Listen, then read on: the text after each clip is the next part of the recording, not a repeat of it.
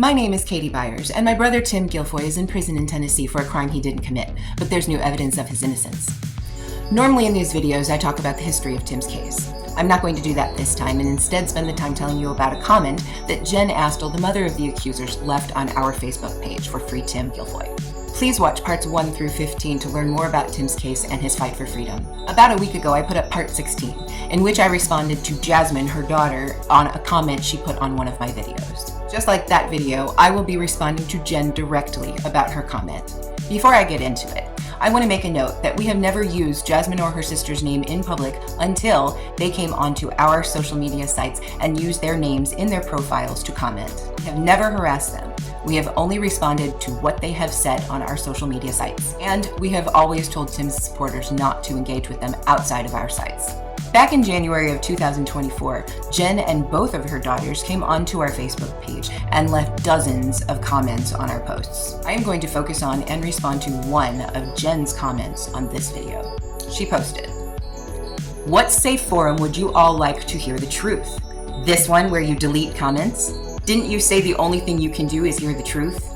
What forums do you want the truth as adults? And can you really handle it?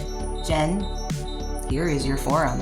We know for a fact that your daughter Jasmine has a TikTok account because she posted from it on our videos. She can post a response video to all of these questions that I'm about to ask you. You can make a TikTok account yourself and post it from there.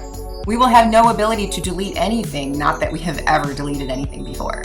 You have no more excuses. I accept your challenge, and I await your response. Jen is aware already of the questions I'm going to be asking because they have been on our website in full detail and with citations to their testimonies for a decade.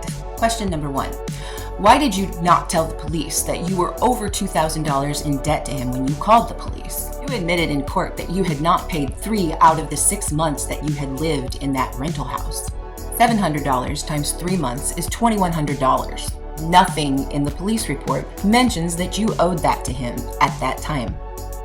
That's called motive to fabricate, Jen. Question number 2.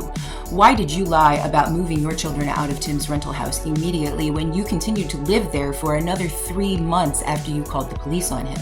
Once Tim was arrested in March 2009, you told the police that you were going to move the girls out immediately. You stated on the phone call to Tim that you were going to move the girls out immediately. In 2011, during Tim's trial, you initially testified that you moved out, quote, before April, but had to admit during cross-examination that an investigator actually came to your house, the rental house, and spoke with you and your girls in May. We have witnesses that will testify that you were actually in the house until the end of school in June. You lied to the police, and then you lied under oath. You were able to profit another 3 months on top of the 4 that you already owed him. That's $5,000 that you, Jennifer Astle, profited from making this false accusation. You knew that people would have expected you to move out of that house if Tim had abused those girls in there. You knew that people would question you as to why you weren't afraid that Tim would show up to intimidate or retaliate against you for calling the police on him. This is why you lied on the phone call and to the jury. The truth is that you know Tim never touched your children, and anyone that knows him knows he would never hurt a fly. Even after you destroyed his life, he would never come after you. You knew that you could safely keep your children in the one place that Tim actually had a key to, and he would never hurt them or you. Why else would you allow your children to live there for another 3 months? Question number 3. Why didn't you take your daughters to the doctor or the emergency room immediately? You claim that you found out on March 18, 2009, that all 3 of your children had been abused, including rape. You didn't get them checked out until over a month later, when the prosecutor sent you to a nurse that worked for the DA. All you did before then was call 911 and get Tim arrested. On your police report, you reported that the last time that Tim was in that house abusing your children was March 16th, 2009, only 48 hours before you supposedly learned that your kids had been abused by Tim, who had just been there, and you didn't take them to the ER. What kind of a mother does that? There could be bruises, there could still be fluids, there could be physical evidence that showed that Tim abused them, and you didn't take them. I cannot imagine a child coming to an adult and saying that they were SA'd and that adult not taking them to the hospital. You knew they weren't hurt. The truth is that you knew there were 2 people in the world, at least, that knew that there would be no physical evidence coming from the results of any physical tests or examinations. Tim was not worried about it all because he knew he didn't abuse them. You were the other person that knew that nothing was going to be found because you made up all of the allegations. This is the truth of why you didn't take your daughters to a doctor or emergency room immediately. You knew they hadn't been abused. Question number 4. What did you spend the rent money on, Jen? You were receiving $900 a month in child support and not paying Tim the $700 rent for the entire time that you stayed after you called the police on him. So what did you spend the money on? The answer is drugs. I'm not speculating on this. I have proof. Here is your MySpace page from 2009. Remember how you admitted in court that this genitalia account was yours?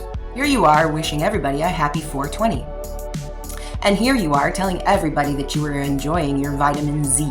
These are clear drug references. At this point, you still had not brought your daughters to a doctor or any physical examination, even though it was more than a month since you made the 911 call.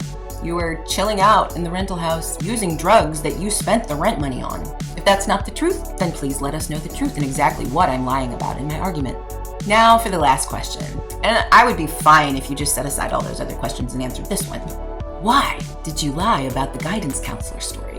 Here's where you testify that the guidance counselor called you and told you about the accusation, which caused you to go pick your children up from the school and go home to call the police. Here's Taylor admitting that she and her sister didn't even go to school that day. Here is a notarized affidavit from the guidance counselor that we have submitted into court, making clear that Jasmine never disclosed any sort of abuse allegations to her, nor did she call you and tell you about any accusations that Jasmine made.